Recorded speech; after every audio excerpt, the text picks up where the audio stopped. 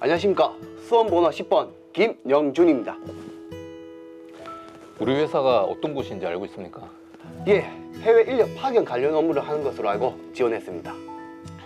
自信ありますか? 하이!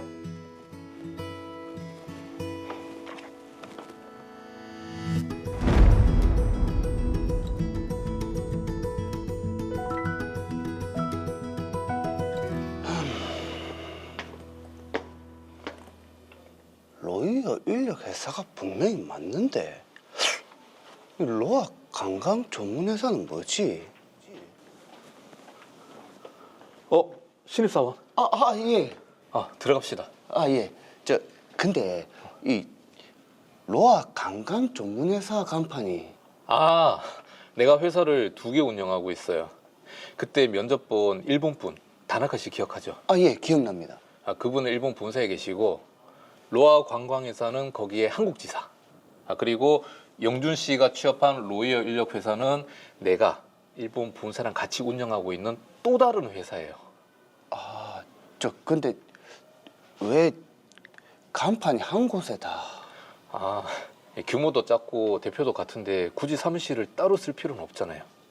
그리고 관광회사 직원들은 4명이고 인력회사의 직원은 영준 씨 포함해가지고 2명이니까 다 같이 으쌰으쌰 하면서 잘 지내면 됩니다.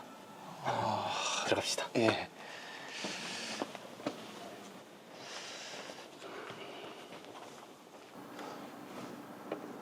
요즘은 유럽 쪽에서 구매 대행할 인력 찾는 사람이 많네. 그런 것도 인력 파견하는구나. 우리도 한국인 가이드 필요한데 파견 좀 부탁해요. 일본 여행 가이드죠? 네. 오케이. 오늘 점심 뭐 드실 거예요? 다른 분들은요? 출장에 외부 미팅이요. 민호 씨는요? 오늘부터 해외 출장입니다. 그럼 이따 우리 둘이 백반이나 먹으러 가요. 예. 같은 사무실을 쓰면서 저는 로아 관광회사 직원들과 사실상 같은 회사 직원 느낌으로 일을 해왔습니다. 그런데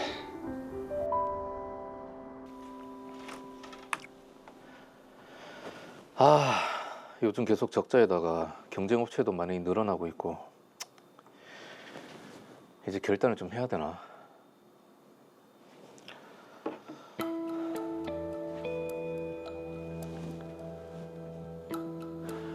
모시모시. 도우야라 카이샤워 시메나 케레바 나라나이 요데스. 最初の意見かそうであれば我々も受け入れます。 하야의 우친이 카타치키마스.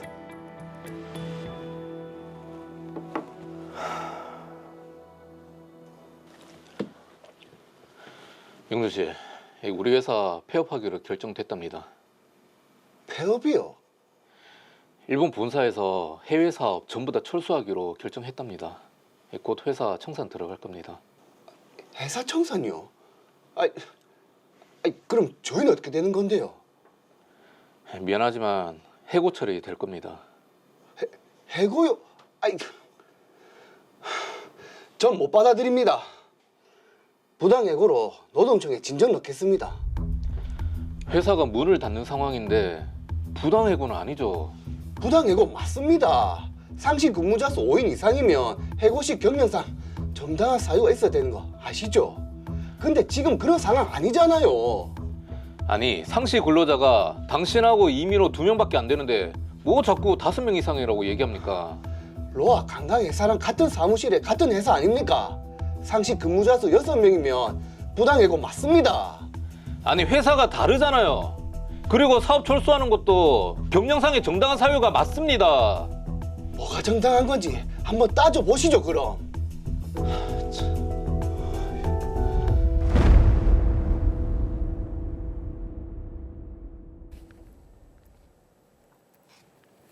네, 하루아침에 직장을 잃게 된 김영준 씨 입장에서는 정당한 사유 없이 해고가 이루어진 것으로 보입니다. 그렇죠. 일단은 따져보자고 했던 것처럼 누구 이야기가 맞는지 한번 따져보겠습니다. 사건 정리합니다. 더 로이어 사건 번호 제550호입니다. 김영준 씨는 로이어 인력회사의 신입사원으로 입사했습니다. 그런데 이 회사는 로아관광회사와 동일한 사무실을 쓰고 있었고 대표자도 같았습니다. 로아관광회사 대표인 최고야 씨는 일본 회사의 지사장 업무를 맡고 있던 차에 기업의 투자를 받아 로이어 인력회사까지 운영을 하고 있었던 것이죠. 이에 김영준 씨는 로이어 관광회사 직원들과 같은 사무실에서 근무하며 동료처럼 일을 해왔습니다. 그런데 1년 6개월 후 로이어 인력회사는 김영준 씨에게 회사 청산 및 폐업과 함께 해고를 통보했습니다. 하지만 정당한 사유를 들을 수 없었던 김영준 씨는 부당해고를 주장했죠. 회사에서는 부당해고가 아니라며 맞서는 상황이고요. 결국 김영준 씨는 부당해고를 이유로 노동청에 진정을 낸 상황입니다. 네, 김영준 씨는 지금 상시 근로자 수가 5명 이상이기 때문에 해고할 때 정당한 사유가 있어야 된다. 자, 그래서 부당해고다 이렇게 주장을 하고 있습니다. 자, 최재원 변호사님, 지금 상시 근로자 수가 이게 중요한 부분인가요?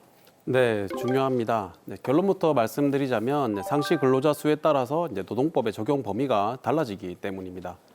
노동법은 이제 다른 세법이나 상법 이런 것과는 다르게 회사의 형태가 법인인지 뭐 개인 사업장인지 뭐 이런 것과는 관계없이 해당 사업장에서 이제 고용하고 있는 상시 근로자 수에 따라 관련 법령의 적용 여부가 결정이 되는데요. 근로기준법 제11조 제1항을 보면 상시 5명 이상의 근로자를 사용하는 모든 사업 또는 사업장에 적용하고 있고 다만 이제 4명 이하의 근로자를 사용하는 사업장에 대해서는 근로기준법에 정해진 일부 규정만 적용을 하고 있습니다. 네. 특히 이제 부당해고 규정이라든지 이제 연차 유급 휴가, 뭐 연장 야간 및 휴일 근로에 관한 뭐 가산 수당 이런 것들은 사실 근로 조건에 따라 적용 여부가 상시 근로자 수에 따라서 차이가 좀 있습니다. 네. 자, 그런데 지금 일단 김영준 씨는 상시 근로자 수가 5명 이상이다라고 주장을 하고 있고 최고야 씨는 무슨 소리냐, 상시 근로자가 2명밖에 없다 이렇게 주장을 하고 있는데 이 상시 근로자를 규정하는 어떤 기준 같은 게 있습니까? 네, 상시 근로자를 산정하는 기준은 이제 단순히 어떤 특정 시점의 근로자 수를 기준으로 하는 것은 아니고요. 일정 기간 동안 평균적으로 근무한 근로자의 수를 의미합니다. 네. 이제 우리 대법원도 상시 근로자를 이제 뜻하면서 이제 일정한 기간 동안 계속적이고 반복적으로 근무한 근로자의 평균 수를 의미한다. 이렇게 판시를 한 바 있습니다. 따라서 이제 근로기준법 제11조 제1항에 따른 상시 근로자 수를 산정할 때는 정규직, 뭐 계약직, 일용직 모두 포함해 가지고 실제 업무의 수행 여부를 기준으로 판단을 해야 되고요. 네. 단기간 근로자라고 하더라도 이제 계속 근무해온 경우에는 기간제 근로자, 뭐 파트타임 근로자 이런 부분들도 모두 이제 포함이 될 수 있습니다. 그래서 이제 사업장의 특성과 이제 운영 형태에 따라서 하나의 사업장으로 인정될 경우에는 그 전체 근로자 수를 합산할 수도 있고요. 이번 사례에서는 이제 김영준 씨가 근무한 회사가 로아 관광회사 직원들과 함께 근무하면서 사실상 이제 한 사업장으로 운영된 것으로 이제 볼 수 있는지 이 여부가 이제 쟁점이 될 것 같습니다. 네. 제가 볼 때는 이게 지금 로아 관광과 로이어 인력 대표자가 같고 아까 직원 숫자를 보니까 교묘하게 4명, 2명, 네. 5명을 넘지 않으려고 하는 그런 느낌도 보이고 사실상 경제 공동체 같은 느낌이거든요. 그럼 이게 하나로 봐야 되지 않을까요? 네, 방금 말씀드린 대로 사실 이 부분이 이 사안의 가장 큰 쟁점이 될 것 같습니다. 그리고 이제 공교롭게도 최근 이와 유사한 사안에 대한 대법원의 판단이 또 있었습니다. 대법원의 판단 궁금합니다. 어땠습니까? 네, 이제 결론부터 말씀드리자면 우리 대법원은 이런 경우에 하나의 사업장으로 볼 수 있다 이런 취지의 판단을 했습니다. 구체적으로 다시 말씀을 드리자면 이제 우리 대법원은 근로기준법의 적용 단위가 되는 그 제11조 1항의 사업 또는 사업장이라고 하는 것은 원칙적으로는 이제 법인격의 분리 여부가 독립된 사업 또는 사업장에 해당하는지 여부를 판단하는 우선적인 기준이 되므로 네. 법인격이 다른 기업 조직은 특별한 사정이 없는 한 하나의 사업 또는 사업장을 구성할 수 없는 게 원칙이다. 네. 이렇게 판단을 했는데요. 다만 별개의 법인격을 가진 여러 개의 기업 조직 사이에 단순한 뭐 기업 간 협력 관계라든지 계열 회사라든지 모자 회사 사이의 어떤 그런 구조가 아닌 실질적으로 동일한 뭐 경제적, 사회적 활동 단위를 볼 수 있을 정도로 경영상 일체성과 유기적 관련성이 인정되는 특별한 경우에는 네. 이 모든 것들을 하나의 사업장 또 하나의 사업 이렇게 볼 수 있다고 판단을 했었습니다. 자, 그럼 말씀해주신 그런 내용에 비춰보면 지금 로아 관광회사와 로이어 인력회사도 하나의 회사로 볼 수 있을 것 같은데요? 네, 제 생각도 그렇습니다. 이제 법적으로 이제 분리된 법인이라도 실질적으로 경제적, 사회적으로 일체를 이루고 유기적으로 운영된다면 하나의 사업장으로 인정될 수 있다. 이렇게 이제 대법원이 판단한 거를 좀 참고를 해보면 네. 이제 로아 관광회사와 로이어 인력 회사도 대표가 동일하고 업무가 서로 연계되고 있고 또 같은 사무실을 사용하고 있고 근로자들이 서로 또 협업하는 경우도 있었기 때문에 네. 하나의 사업장으로 볼 여지가 충분해 보입니다. 근데 지금 문제가 되는 게 김영준 씨가 취업한 이 로이어 인력 회사가 일본에 본사가 있고 지금 한국 지사로 나와 있단 말이죠. 예. 그럼 이게 우리 근로기준법을 적용하는 게 맞나요? 네, 우리나라에서 운영되는 사업장이라면 이제 우리나라 근로기준법이 적용된다고 볼 수 있습니다. 이제 우리 대법원은 해외에 본사가 있는 경우에도 한국에서 실질적인 고용관계가 형성되고 노동이 제공되는 장소가 또 한국이라면 한국 근로기준법이 적용된다 이렇게 판단을 하고 있거든요. 네. 특히 이제 해당 사업 운영의 어떤 실질적 구심점이 한국에 있고 또 채용, 업무 지시, 급여 이런 것들이 모두 다 이제 한국에서 이루어지는 경우인데다가 또 우리나라 노동청에 등록된 사업장이라면 당연히 우리 근로기준법이 적용을 받게 된다 이렇게 보시면 되겠습니다. 네. 이제 본사 안에서도 김영준 씨는 한국에서 근무하고 급여를 또 받았고 또 업무 지시도 한국에서 받았거든요. 그래서 한국 근로기준법이 적용된다 이렇게 보시면 되겠습니다. 네. 자, 어쨌거나 김영준 씨는 이제 부당 해고를 주장하면서 노동청에 진정을 넣은 상태인데, 자, 해고에도 정당한 이제 사유가 있어야 되는 거잖아요. 자, 지금 로이어 인력 회사가 폐업 또 청산하는 거는 정당한 이유에 해당을 하는 부분일까요? 네, 근로기준법 이건 이제 제 23조 제 1항에 나와 있는데요. 사용자는 정당한 이유 없이 근로자를 해고할 수 없습니다. 그리고 이제 경영상 이유로 해고를 하는 경우가 있는데 이런 경영상 이유로 해고를 하는 경우에도 긴박한 경영상이 필요가 있어야만 이 해고의 정당한 사유에 인정이 됩니다. 게다가 이러한 이제 긴박한 경영상 필요성도 이제 정당성을 좀 갖춰야 된다고 판단을 하고 있는데 그러려면 사용자가 근로자를 해고하는 걸 좀 회피하려고 하는 노력을 했어야 되고 네. 공정한 해고 기준에 따라서 이제 합리적으로 해고 대상자를 선정을 좀 해야 되고요. 또 별도의 그런 이제 근거가 되는 조건들을 많이 제시를 하고 있습니다. 네. 이제 본사 안에서는 회사의 청산이 경영상 필요성이 인정이 되는지 그리고 이제 다른 대체 방안을 또 검토했는지 또 근로자와 협의를 좀 했었는지 이런 것들이 충분히 좀 검토가 되어야 될 것 같고요. 특히 이제 만약 로아 관광회사와 로이어 인력회사가 사실상 좀 전에 살펴본 대로 하나의 사업장으로 운영이 되었다면 그 중에 일부 직원만 이거 해고하는 것은 사실 이제 부당해고로 볼 여지가 충분해 보입니다. 네. 자, 그럼 김영준 씨가 노동청에 제기한 부당해고 진정 이게 앞으로 어떻게 진행이 될 것으로 보세요? 네, 만약 이제 로아 관광회사와 로이어 인력회사가 하나의 사업장으로 인정이 된다면 당연히 상시 근로자 수가 이제 5명 이상으로 판단이 될 거고요. 경영상 해고가 이제 말씀드린 대로 긴박한 경영상 필요가 있었다는 것이 인정이 되지 않는다면 네. 김영준 씨 부당해고의 진정은 인용될 가능성이 높습니다. 절차적으로는 김영준 씨는 해고가 있었던 날로부터 3개월 이내에 노동청에 부당해고 진정서를 제출을 할 수가 있는데요.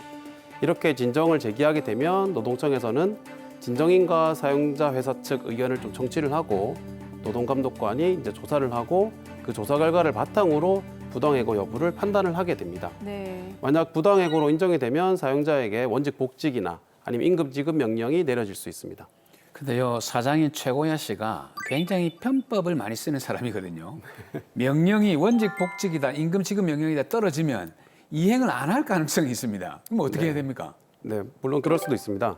만약 사용자가 이제 노동청의 원직 복직 명령이나 이제 임금 지급 명령을 이제 이행하지 않는 경우에는 노동자는 이제 노동위원회에 구제 신청을 별도로 하거나 아니면 민사소송 등을 통해서 이제 또 구제를 받을 방법이 있습니다. 네. 참고로 이제 반대로 이제 사용자 입장에서도 노동청 판단에 대해서 불복을 할 수 있는데요.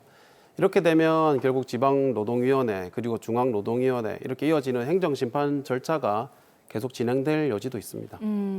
자, 이제 저는 궁금한 게 해외 법인들이 이제 국내 회사를 이렇게 운영을 하면서 실제로 좀 이런 사례들이 많이 있는지 어떻습니까? 네, 최근에 이제 해외에서 자금을 유치하거나 또 해외 법인들이 국내에 이제 자회사를 설립하는 경우가 굉장히 좀 많이 있는 편이거든요. 네. 그런 과정에서 이 사례와 비슷하게 근로자와 사용자 간의 분쟁이 많이 발생하고 있는 추세입니다. 특히 이제 해외 경우에는 근로기준법이나 노동관계 법규가 우리나라와는 좀 많이 달라가지고요. 사용자 측에서는 우리나라 법률을 잘 이해 못해가지고 노동 분쟁이 발생하는 경우가 왕왕 있습니다. 네. 야, 지금 이게 외국인 투자 회사에 근무하는 사람이 제법 있거든요. 네, 맞습니다. 그리고 우리 또 신문에 보면 먹튀하는 회사들도 많고 네, 네. 그러니까 이런 데 근무하고 계신 분들이 이런 분쟁에 놓일 상황이 많을 것 같아요. 주의가 굉장히 좀 필요할 것 같네요. 네, 맞습니다. 이제 우선은 이제 근로계약서를 이제 반드시 좀 꼼꼼하게 확인을 하고요. 잘 보관해둘 필요가 있습니다. 특히 이제 급여 지급 방식이나 세금 공제 내역 그리고 이제 업무 방식 등을 좀 판단해서 우리나라 근로기준법이 적용되는 것인지도 좀 파악을 해놔야 되고요. 네. 사전에.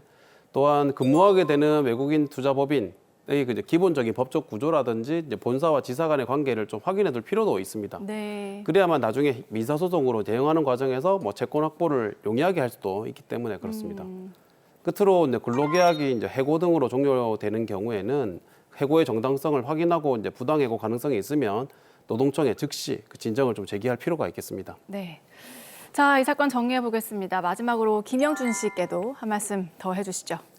네, 김영준 씨 갑작스러운 회사 청산 그리고 해고 통보에 많이 놀라셨을 것 같습니다. 김영준 씨의 경우에는 우리나라 근로기준법에 따른 권리를 좀 적극적으로 주장하는 게 매우 중요해 보입니다. 우선 노동청에 부당해고 진정을 신속하게 제출하셨다고 하니 잘하셨고요. 로아 관광회사와 로요 인력회사의 운영 실태를 조사하도록 노동청에 계속 요청을 하시는 것도 필요해 보입니다. 그리고 당시 근무했던 직원들의 증언을 확보하면 더욱 유리할 것 같습니다. 전체적으로는 김영주 씨의 경우에는 부당해고로 인정될 가능성이 다분해 보이니까요. 법률 전문가와 상담을 하셔서 적극적으로 대응하셨으면 하는 바람입니다.